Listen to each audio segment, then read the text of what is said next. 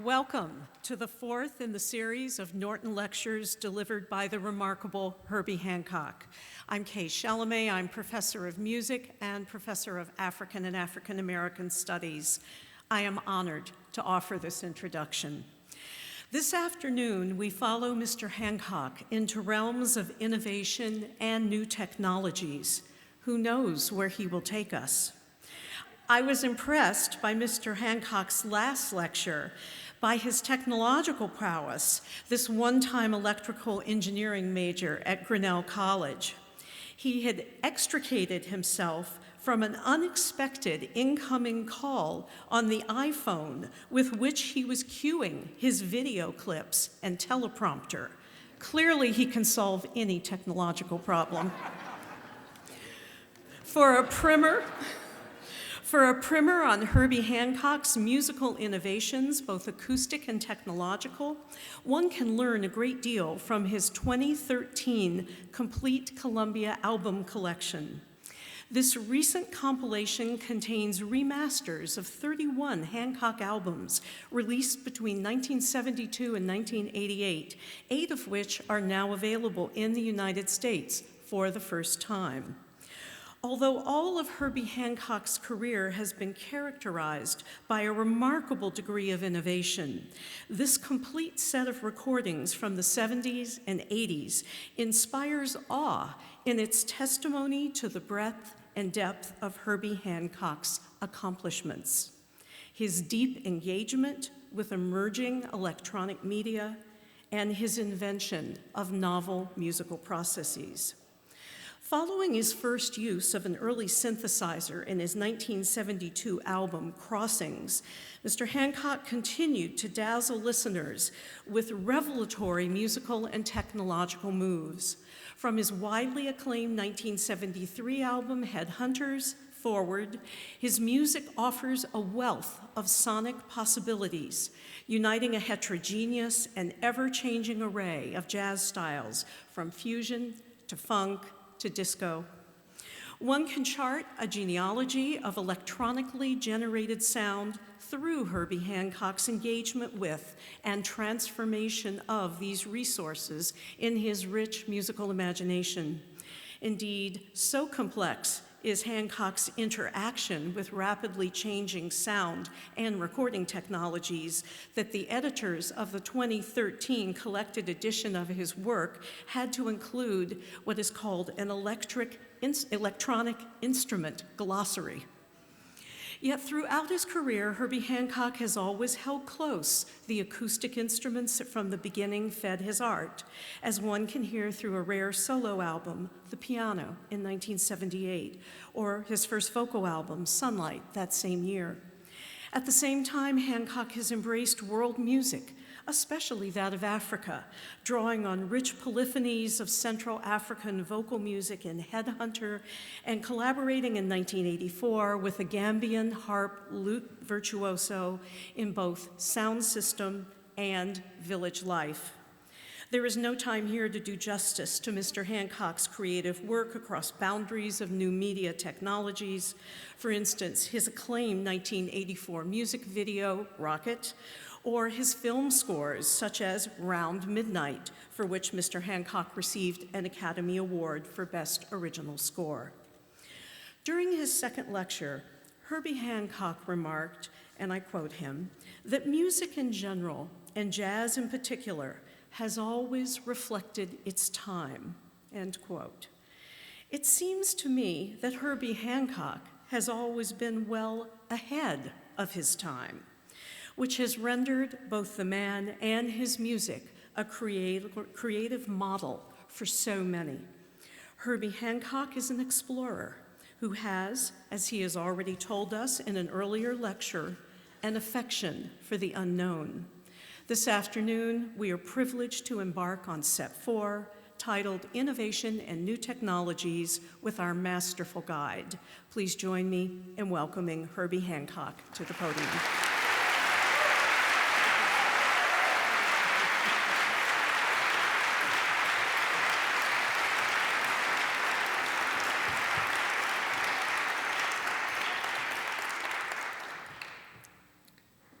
We ready on the right flank? Oh, yeah? Getting there. All right. Left flank's okay. All right. Thank you so much, Kay. It's been a genuine pleasure getting to know so many of you, and I'm honored and pleased that you're finding my lectures informative and hopefully provocative.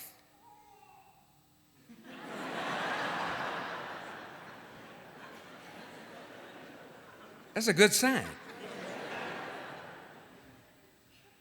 From the wisdom of Miles Davis to breaking the rules, and my last lecture about a healthier way for world citizens to forge peaceful connections through cultural diplomacy. We've covered some topics and discussed ideas that are of great importance to our collective future, and therefore significant to me in my life. So, this week, we're going to have some fun. Taking a peek inside my personal gadget laboratory. And I'll tell you about some new ideas on the horizon. But first, a little history. Because I've always had a curious mind, and when I was a little boy of 5 years old, I used to dismantle clocks and watches,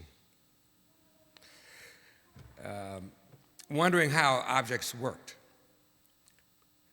I can look back and see that the rudimentary principles of science and math held an interest even in my formative years. Eager to discover and understand the magic inside these timepieces and gadgets, my parents encouraged my inquisitiveness. But when I took apart my Lionel electric train, my father was not pleased, and I got to spank it.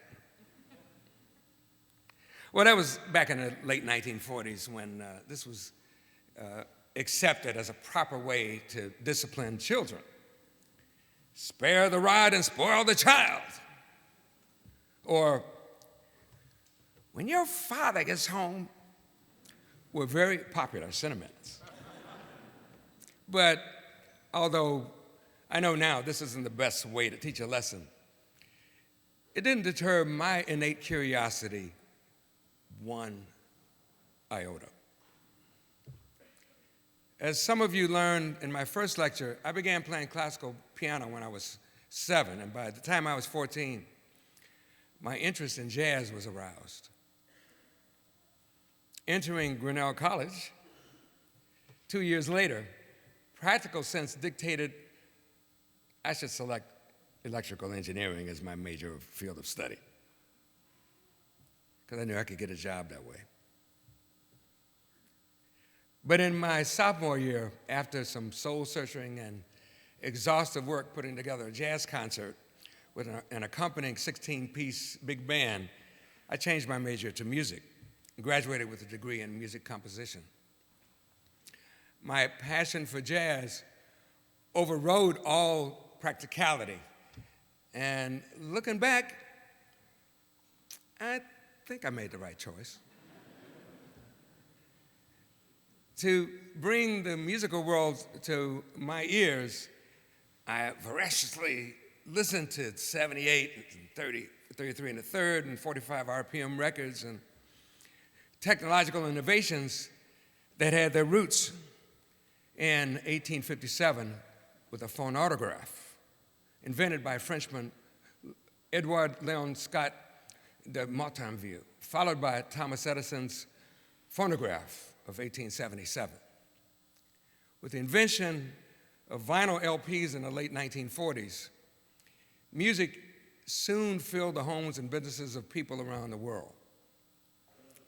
And the sounds of Maurice Ravel, Thelonious Monk, and the harmonies of the high-lows were a few of the recordings that were in my heavy rotation on my turntable, or as it was called back then, my record player.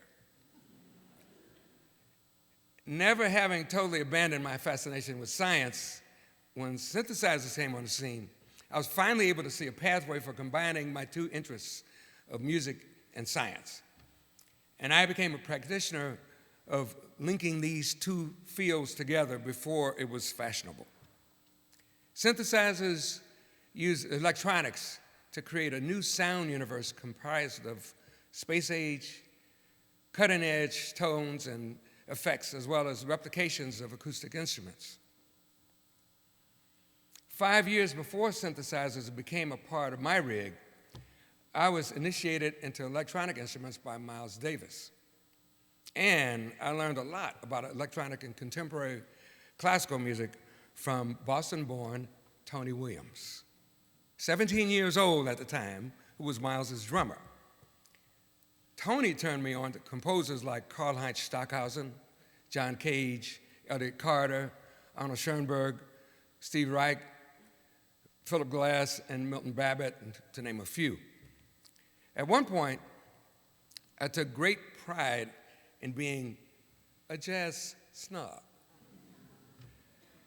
And a watershed moment in my transition occurred in the beginning of 1968, when I arrived for a recording session of Miles Davis called Miles in the Sky, produced by the legendary Tio Macero. Wikipedia said it was a nod to the Beatles' 1967 song, Lucy in the Sky with Diamonds. So if Wikipedia said it's true, it must be true.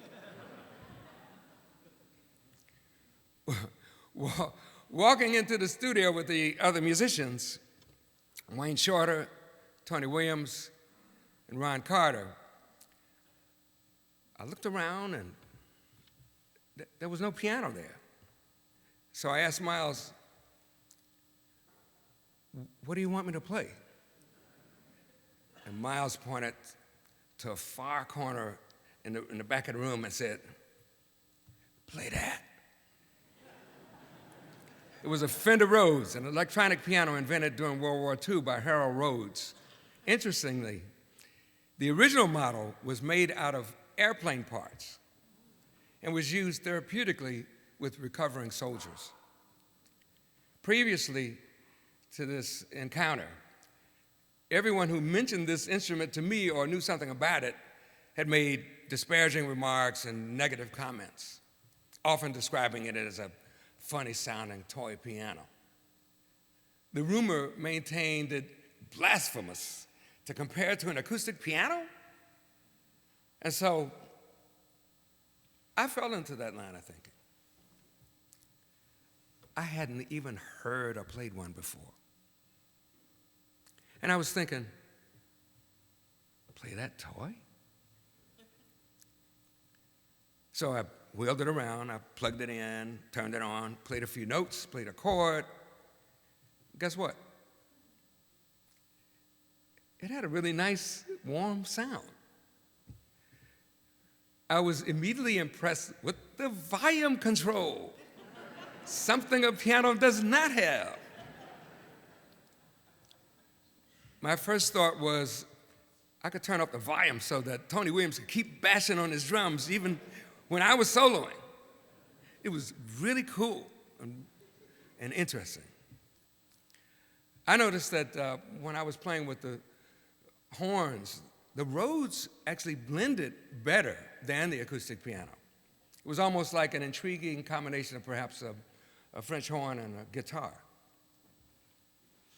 Two of the downsides I discovered later on were that the metal piece struck by the hammer can break if you keep hitting it too hard. And it goes out of tune easily.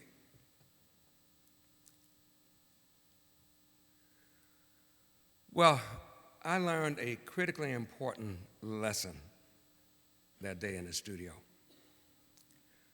Forming an opinion about something not personally experienced, unless it's dangerous to body or mind, is a stumbling block to creativity because it's based off of someone else's perception and not one's own. And I've never forgotten that lesson. It's a fundamental principle of life. And if Miles Davis, one of my musical mentors, was open-minded about the unconventional, I immediately questioned my narrow viewpoint towards the unexplored. And I changed my attitude. Joe Zawinul, co-founder of the seminal Weather Report, and I were early adopters in the use of the Rhodes piano in the late 60s, but another keyboardist who was a pretty decent R&B singer too beat us to it by about 10 years. You may have heard of him. Ray Charles? Long before the advent, more, right? Long before the advent of Pro Tools and Logic Pro, two widely used electronic music applications that make music editing so easy today, Miles Davis and Tio Macero were making magic, editing raw 2-inch tape with a razor blade, using painstaking techniques they developed to create arrangements in post-production. Tio worked day and night using a razor blade to splice audio tape, copying, recopying, and reorganizing the placements of the segments of music that Miles had just recorded. Using today's modern technology, these formerly crude but inventive operations are achieved now in mere seconds. But influenced by the French early 20th century composer Edgar Varese, known as the father of electronic music, Tio was a pioneer in bringing these techniques to jazz, and his masterful craftsmanship continues to resonate in the music of Brian Eno and Radiohead, among others. The workshop of Miles and Tio was a fascinating hotbed of ingenuity and inspiration, and their collaborations in advanced editing techniques took the clay of the recording sessions and sculpted them into collages of impressive vision. Masterpieces, such as 1969's In a Silent Way, marked the beginning of the Miles electric period and was basically put together by Tio's techniques. Although Miles rarely came into the editing suite, he always made significant suggestions and had final approval. The recordings of Bitches Brew, Jack Johnson, Live Evil, and Get Up With It were hailed as co-compositions between the two of them. Our modern editing techniques owe a debt of gratitude to Tio and Miles, the architects of production and post-production methods currently used in recording studios around the world. To illustrate, here's a short clip from Pharaoh's Dance from Bitches Brew, where you can hear the results of their editing techniques. Yeah. See, I'm kind of guessing at what was spliced. I wasn't on the record, so I wasn't there when they did it. But I knew the techniques that Miles and Tio used, so I'm knowing how they worked, I can kind of figure out where they spliced things together to make an arrangement. We use music often accompanied by science to journey into the unknown. People often ask me if science can inspire creativity in music. Well, in some ways it can. For example, you might hear a new sound from a synthesizer and it can trigger a creative musical idea. Nonetheless, there's always the danger of the technology taking the spotlight at the expense of the quality of the creative musical expression. This could lead to overusing the technology and the destruction of the musical integrity. However, there are new inroads into composition that combine visuals, music, and technology that blur the lines that in the past separated the three. Pretty cool. Actually, he didn't do that. I did that. He just didn't have it on. Right? You just put it on. And then, should we do it again? Is it on? Back at the beginning? All right.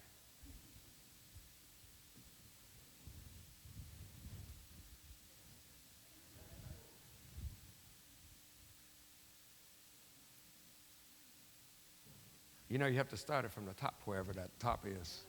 Aha!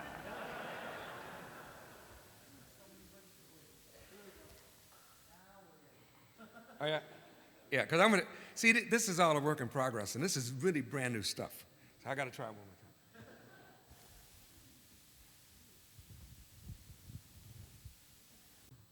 So I'll be making a more in-depth demonstration a little later.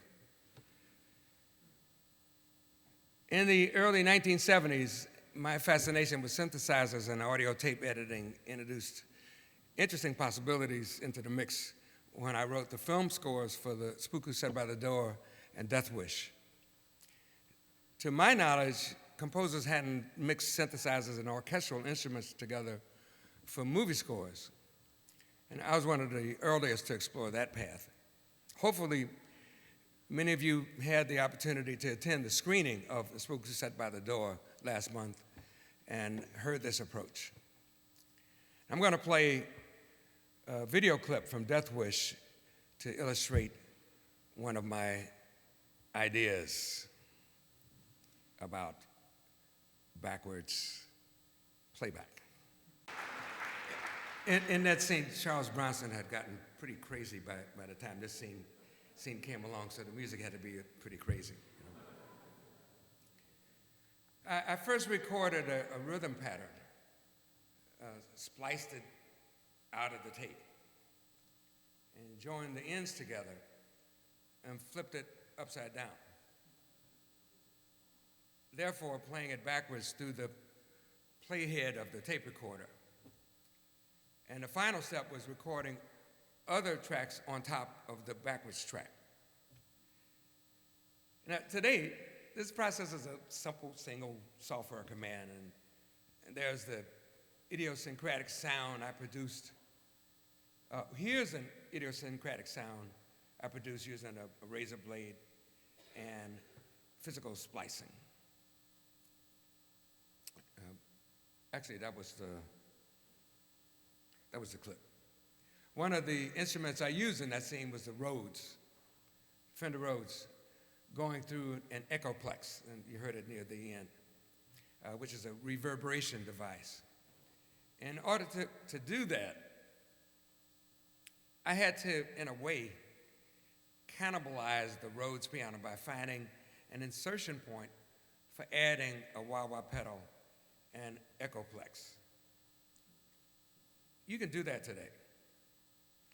But after I made that suggestion, Harold Rhodes actually built a more convenient insertion point, and he included direct outputs from the Rhodes piano's amplifier, so his subsequent models all included those suggestions. So, I mean, those are the Rhodes pianos that, for the few of you who may have a Rhodes piano, you probably see an easy way to plug things in and out of it.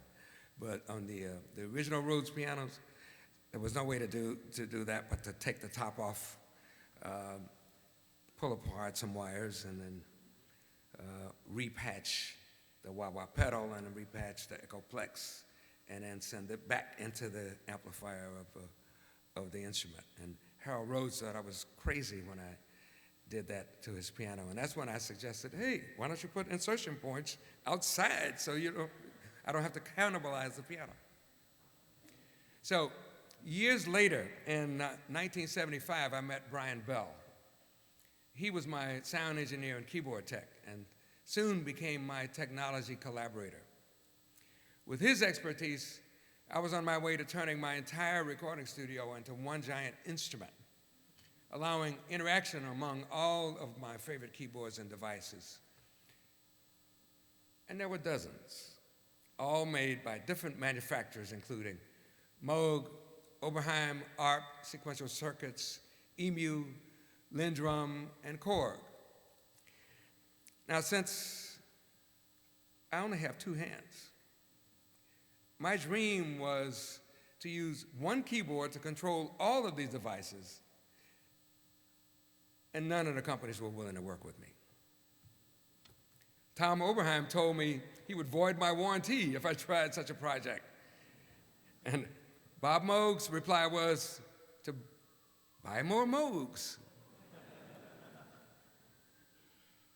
But Brian's discoveries were state-of-the-art brilliant, and it was not until 8 years later that the industry would agree on a new format called MIDI, Musical Instrument Digital Interface, that allowed electronic instruments, computers, and other devices to interact, something we had accomplished with analog technology.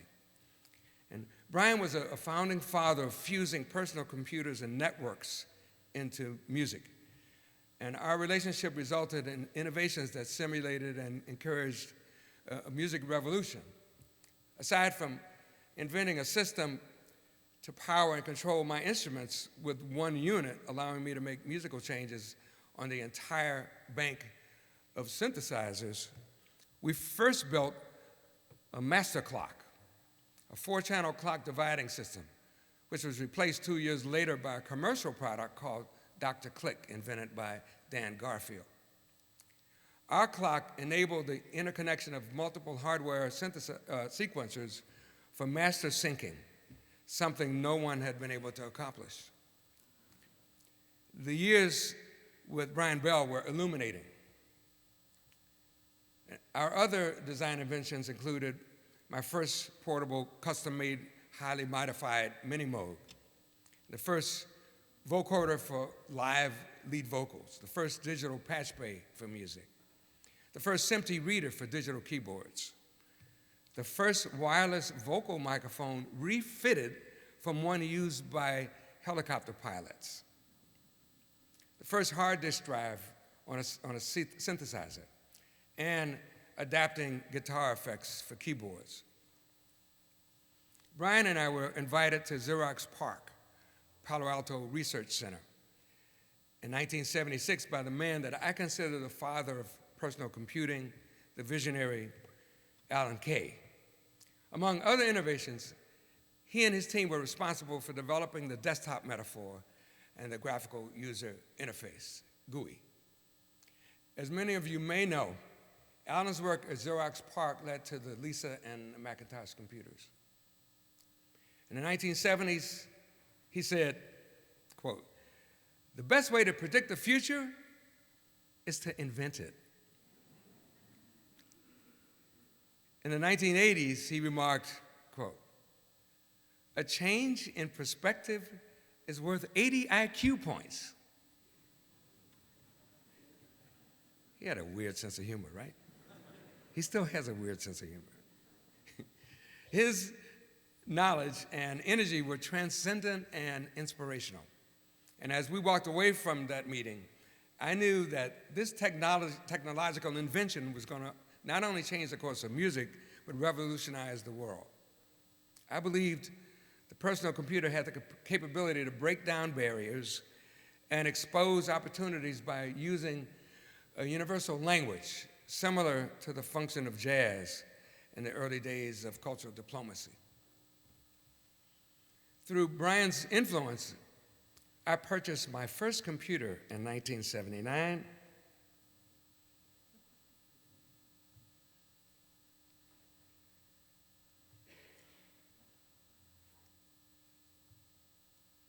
That's Alan Kay.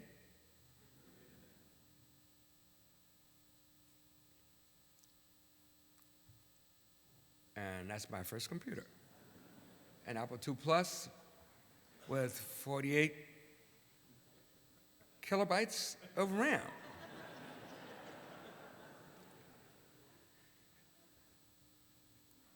You know what the Plus was for? Because without the Plus, it only had 32 kilobytes of RAM. I imagine the future of music being intimately linked with computers, once again combining my two passions of science and music. But I had no idea how drastically it would eventually alter the music industry. And it was impossible to imagine that one day I'd be able to carry my entire music library in my pocket and access it with the touch of a button. Actually, it had a computer device before the Apple II Plus. It was called Bali Astrocade. Anybody heard of that? It was a game machine. But you could also learn basic language with it because you'd use a cassette machine and plug it in and load in BASIC and learn it. So it really was a computer. So the Apple II came out before floppy disks. So in order to input a program, just as I described with that Bally game machine, by the way, there were few programs anyway. Or to output your work, a cassette deck was needed, but the outcomes were iffy at best. So Brian learned BASIC, an early programming language, and began creating an app that he called Cosmic Keyboards. It was designed to store song titles, song lyrics when applicable, synthesizer programming, data, sequencer information, and patching information on individual pages, because nothing existed at that time that could do any of those things. So I tried to learn a little BASIC myself, and I subscribed to a few electronic music journals and tried to decipher some of the articles and failed most of the time to understand like 98% of the content. But just receiving the issues in my mailbox was a cause for celebration. And I felt like I was on the cutting edge of a new revolution. And this was of great importance to me, and in retrospect, I see how involved I was in exploring, understanding, dissecting, and incorporating these new possibilities for their use in my music. A discussion about innovation wouldn't be complete without explaining a little more about sequencers. A sequencer records a series of notes in a phrase and gives you the ability to play back that phrase over and over again, and you can play it back at different speeds. Beginning with a one-channel sequencer, I could create a bass line or simple song structure. But we didn't stop there. We developed a massive 16-channel polyphonic sequencer based on the EMU 4060 digital keyboard, in which I could create entire orchestrations electronically, which I employed on my recordings, Mr. Hands and Monster. Eventually, sequencers evolved into the digital sampling synthesizer, Fairlight, and MIDI. Always searching for the newest computer-based sequencer products, I now use primarily Ableton Live and Logic Pro. You know, sometimes Reason, and there are many others. Ableton Live and Logic Pro are two of the multifunctional software music sequencers and digital audio workstations. I use them for recording and live performances. And you'll see them in action during my demonstration. I'm going to do a few things over there. Many people associate me with the vocoder because I was the first to use it on a record for replacement vocals. Developed in the 1930s as a speech coder to scramble and encode communications, it was soon transformed into a device that had a widespread impact on recorded music. The popular auto-tune feature made famous by Madonna and Cher grew out of this technology. So, how does a vocoder work?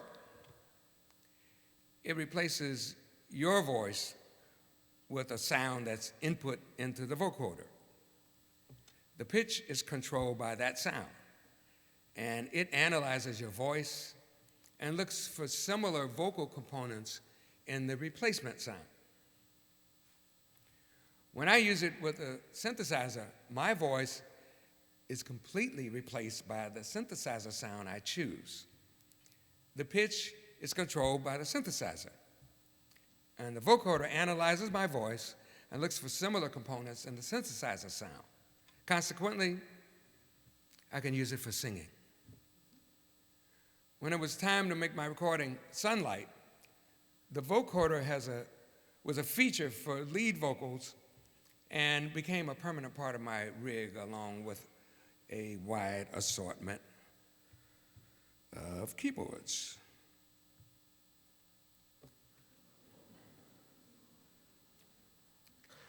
I said there were quite a few.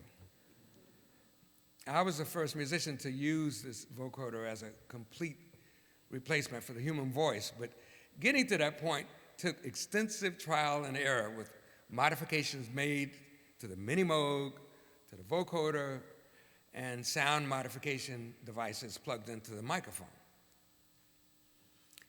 But I succeeded and ended up with a #1 hit in England.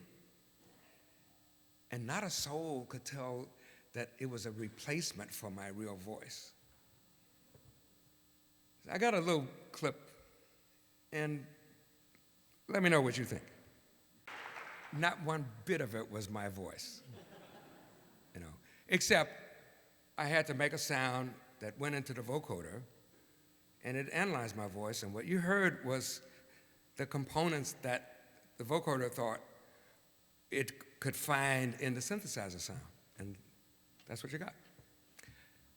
And now, let's back up several years to the early 1970s, okay? After being introduced by Miles to the Fender Rhodes, I began to explore experimental sounds on my 1971 Mwandishi recording and a follow-up 1972 album, Crossings, that was the first of my records to include the Moog synthesizer played by Dr. Patrick Gleason. After hearing his phenomenal work on Crossings, I hired him to join my touring band. When he recorded in the studio, his gear took up an entire room, but his road rig was transportable. Patrick's main instrument was a hybrid ARP 2600. The ARPs were made not that far from here, right? ARPs were monophonic, could only play one note at a time, and patches or sounds could not be stored because that hadn't been invented yet. The Mwandishi years were a fertile and productive period in my musical evolution. We were constantly looking for different sounds, whether found in nature or in the devices we used for creating rhythms or ambient soundscapes. And I carried this philosophy with me wherever I roamed, whether it was in the studio, walking down the street, or listening to music. My ears and eyes were always open and eager to inhale and connect with the experimental. And so, in 1982, it was the Mwandishi band concept that made it possible for me to react the first time I listened to Malcolm McLaren's Buffalo Gals that featured scratching and turntables. I knew I wanted to incorporate this cool sound into my next record. Fortunately, I was encouraged to work with bassist and producer Bill Laswell and synthesizer drum machine programmer Michael Beinhorn, who were already on that path. They, along with Grand Mixer DST, who is now DXT, contributed musical elements including scratching and turntableless techniques, which gave birth to my album Future Shock and the Grammy-winning hip-hop single Rocket. It was the first song to blend jazz and hip-hop. It brought scratching and hip-hop from the underground into the mainstream, and it became the anthem for breakdancers around the world during the 1980s. I'll tell you a little story. Once I was told by a person I met on the street that they said, "Oh, I just came from a breakdance concert, and it was incredible. They had 25 different dance groups, and they could choose any record they wanted." I said, "Oh." He said, "Yeah, 24 of them chose Rocket." You know what I said? I'm glad I wasn't there. 25 times. Okay, here's Rocket. The innovative Rocket video was a critical element in the success and influence of the song. It was produced and directed by Kevin Godley and Lowell Cream, and it's been described as revelatory. The setting is a surrealistic house in London, and the action features robot-like sculptures created by Jim Whiting that dance, walk, spin, and move to the music. I appear briefly on a television screen, which lies smashed to bits outside the front door as the video ends. Now, why was I only in the video for a few seconds? In this video, the robots are the lead characters. The artificial is the real, and the real is the artificial.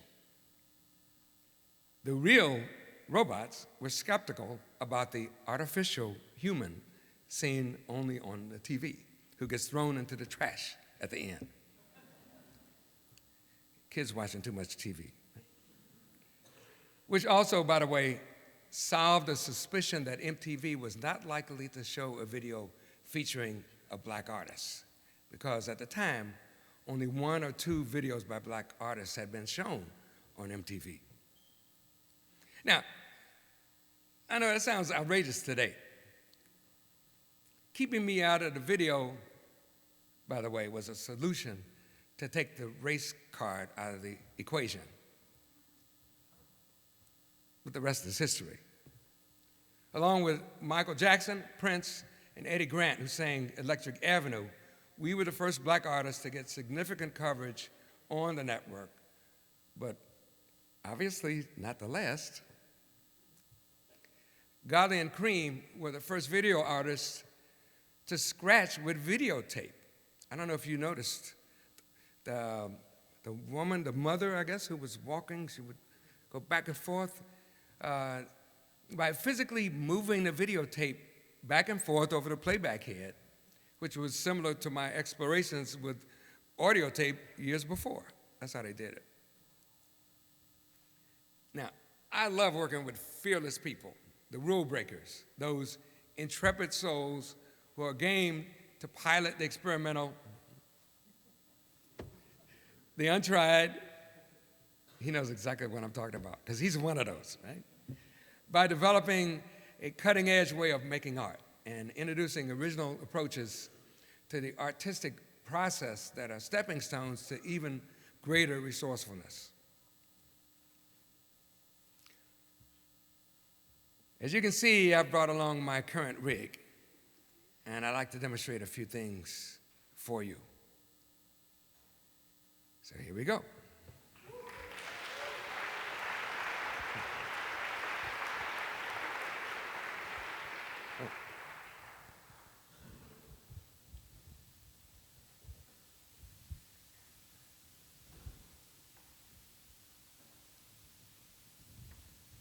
Hopefully this won't take too long. Okay, I'm going to start off with a song I wrote some years ago called Sonrisa. And a gentleman named George Whitty did an orchestral arrangement around that. But the orchestral arrangement was done with synthesizers. But I mean, he's such an amazing sound designer that he can make synthesizers sound like real acoustic instruments. He's really amazing at it.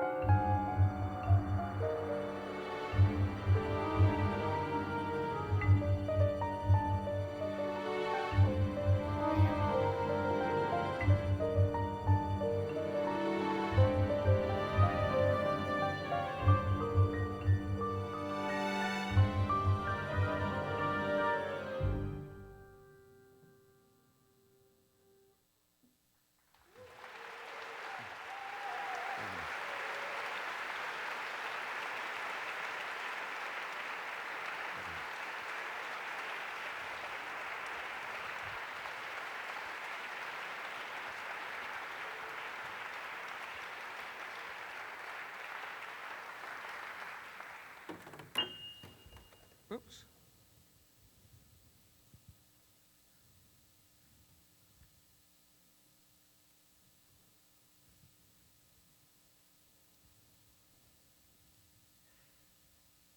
So let me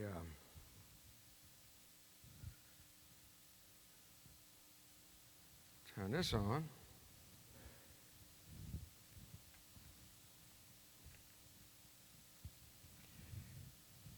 Put this in here.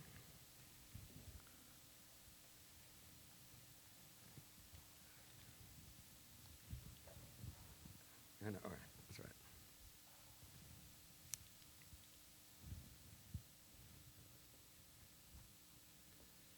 So now, oh yeah, did you change the thing? All right. Yeah, so a lot of what you're seeing today is a work in progress. Okay. 2.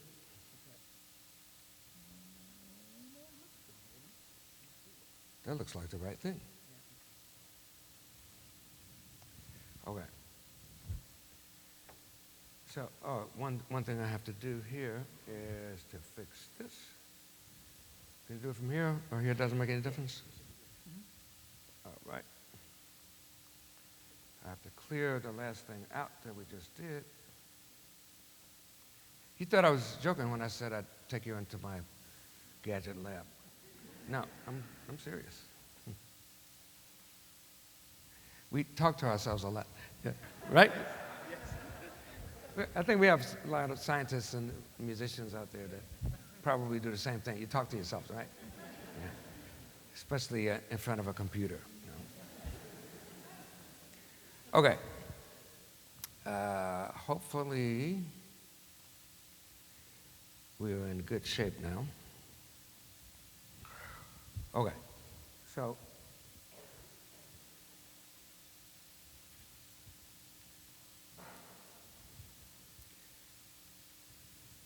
let's see. This will take me to that page. No, not that one. Oh, I'll go here. And then, oh, there we go.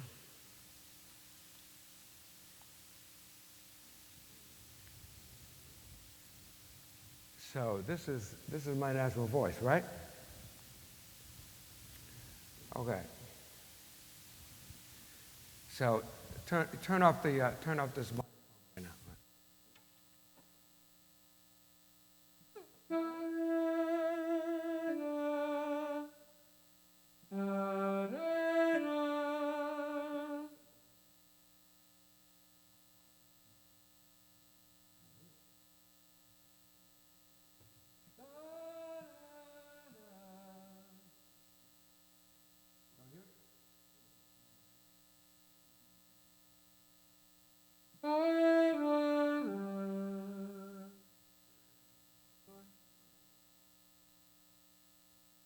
This is the vocoder.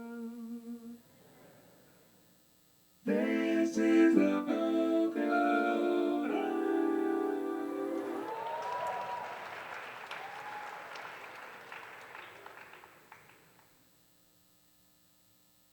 This is night, cause you're scared.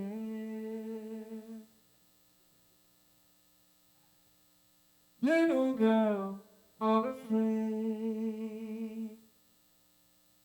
Dark between night and day. Baby, feel them lost away. And now you're here all alone. Look and see. Running to me.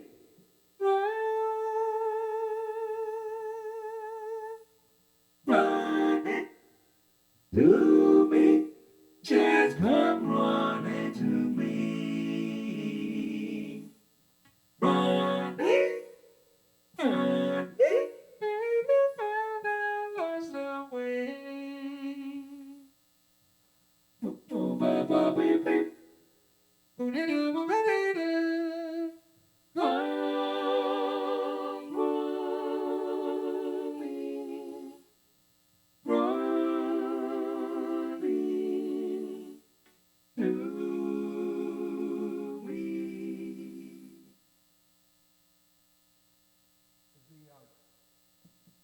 synthesizer on too? I don't hear it.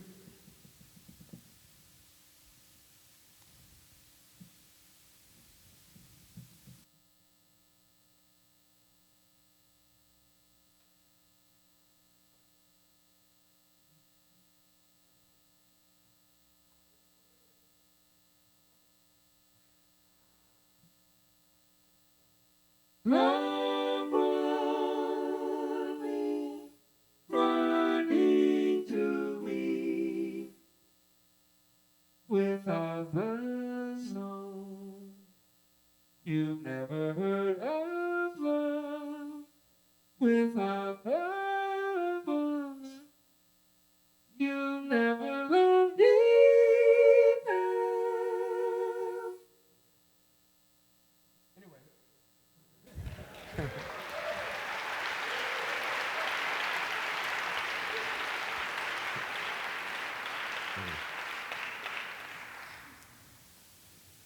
All right. Let's go back to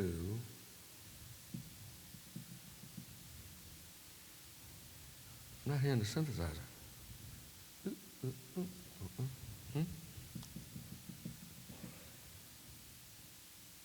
Oh, you know what? Hmm? Why is that doing that? Yeah. Hmm? Oh, this is very weird. Uh-huh. Oh, it's an empty patch. Hmm? So let's go back on here. Okay. Hmm? Okay. Get you back to there. Let's see. That's looking right. Oh, okay. Okay. Yeah. You're still good. Let's see. Got stuck for a minute. There we go. Wow. So,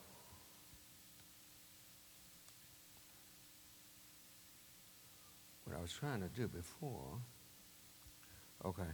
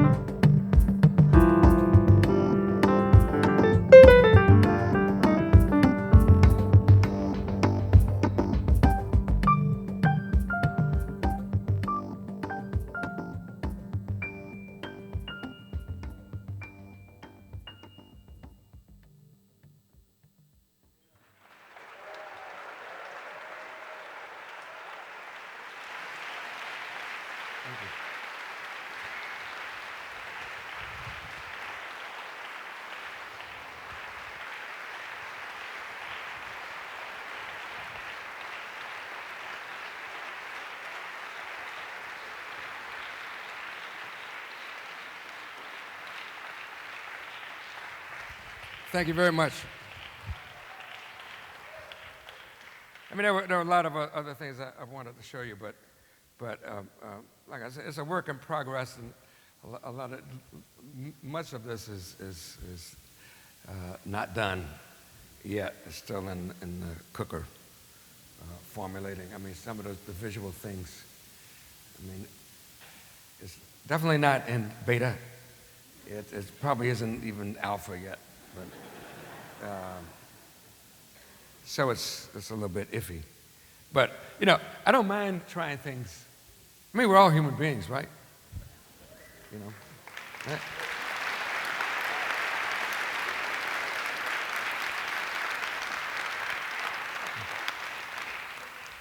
So, oh, yeah, I have to express my thanks to you because, you know, actually, that was pretty scary. But it was a lot of fun, and I hope it wasn't too boring, and, you know, having people come in and sing. You know.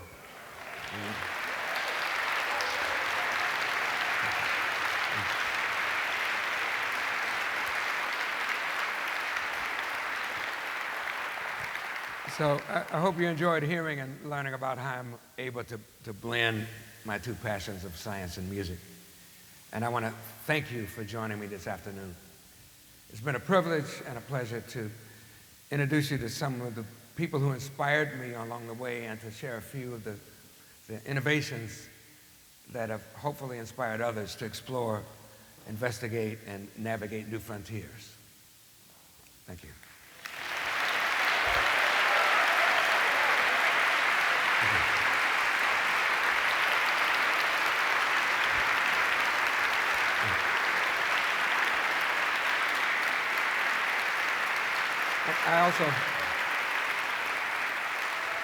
I also want to thank Brian McCullough, keyboard tech.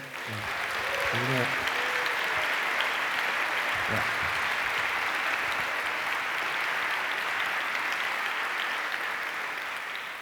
And Bill Wynn, the front of house engineer. Thank you.